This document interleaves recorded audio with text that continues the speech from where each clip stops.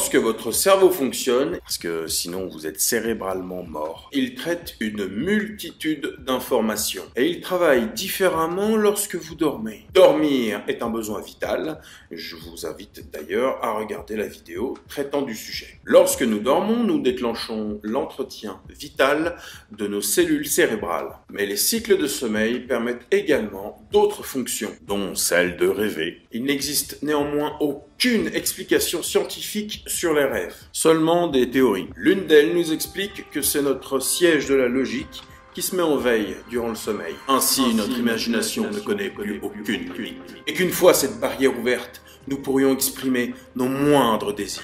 Ainsi, nous pourrions créer, bâtir et évoluer dans nos propres univers virtuels. Un jeu vidéo open world, perso. Et cela sans les entraves de la logique. Nous pourrions vivre d'extraordinaires expériences.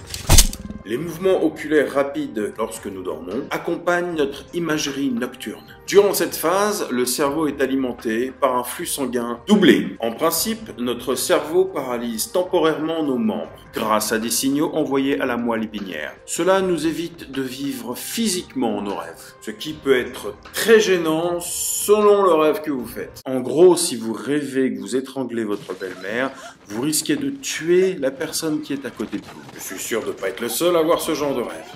Bonjour belle maman. Les personnes qui sont sujettes au somnambulisme ne reçoivent pas ces signaux. Ils sont donc capables d'accomplir physiquement des activités même complexes. C'est pratique si c'est la vaisselle, le ménage, repasser le linge. Et ça, sans garder la moindre trace mémorielle de ce qu'ils ont fait. Pour les deux crétins du fond, cette personne n'aura pas conscience de ce qu'elle a accompli durant la nuit. Nos rêves arrivent par vagues, jamais d'une traite. Nous ne rêvons que par tranches de quelques minutes. Au cours d'une vie humaine moyenne, on peut néanmoins cumuler 6 années de rêve. Là, vous allez me poser la question, ça sert à quoi de rêver? Déjà, ça sert à stocker vos souvenirs. Ils rembobinent tout le vécu de la journée. Et ils font le tri. En effet, le cerveau se débarrasse des détails superflus et inutiles pour ne retenir que l'essentiel et les informations pertinentes. Par exemple, vous ne retiendrez pas systématiquement la couleur de mes yeux. Regarde-moi dans l'œil. Bah, pour le coup, peut-être bien. Ces souvenirs de ces expériences, ainsi triées, sont entreposés de façon permanente dans notre banque mémorielle. Pour les deux crétins du fond, banque mémorielle, c'est la mémoire. Je vais vous appeler Ulu et Berlu.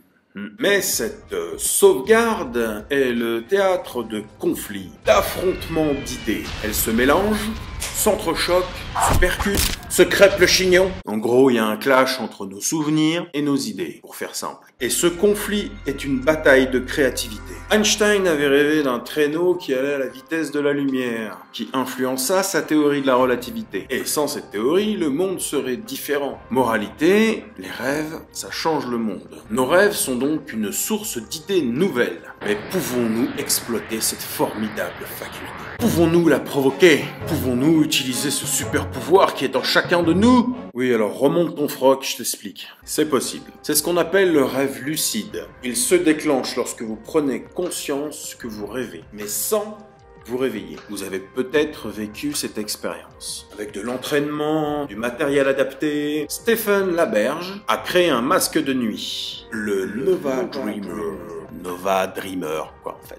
C'est un nouveau rêveur. I speak English. Il détecte les mouvements oculaires rapides. Il envoie une lumière suffisamment puissante pour passer à travers les paupières fermées. Mais la lumière est suffisamment faible pour éviter d'interrompre votre sommeil. Cela fait prendre conscience à votre cerveau que vous rêvez. Dans cet état, vous pouvez donc contrôler vos rêves, maîtriser les événements et repousser les limites de votre imagination. Comme ça, pas comme ça, mais comme ça. Le cerveau est l'organe le plus complexe et le moins connu du corps humain. Pouvons-nous déterminer les facultés de notre cerveau, ainsi libérer des entraves de la réalité? La réponse est non, mais on peut l'imaginer, parce que ça laisse rêveur. Merci d'avoir regardé, n'hésitez pas à vous abonner, à laisser un commentaire, à partager la vidéo, et à bientôt!